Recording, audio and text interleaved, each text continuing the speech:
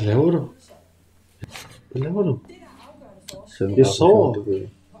Jeg har lige været på arbejde. Hvad laver du? Prøv at se, hvad der sker lige nu.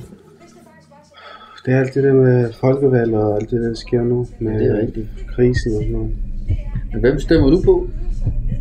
Har du forståelse på politik? Ved du, hvor du skal lægge krydset her til den kommende valg?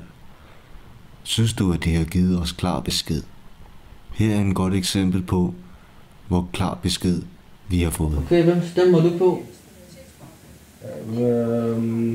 Jeg tror, jeg er til de blå. Hvad for noget? De blå. Det blå. Er det godt? Ja. Hvad stemmer du på? Jeg stemmer på... Jeg stemmer... Er det ikke de røde? Blomster eller sådan noget? Demokrati? Socialdemokrati? Et eller andet med social, halløj. Ja, det gør Ja, dem stemmer jeg på. Ja. Lad os stemme på de gode. Ja. Vi stemmer på de røde. Vi stemmer. Vi er røde. Nå, lad os stille mig. Ja, på det sådan. Vi er røde. Vi har jo gjort det før. Det får os ikke meget større. Vi går sammen gennem ild og vand. Vi er med som den 12. mand. Vi synger, vi er de røde.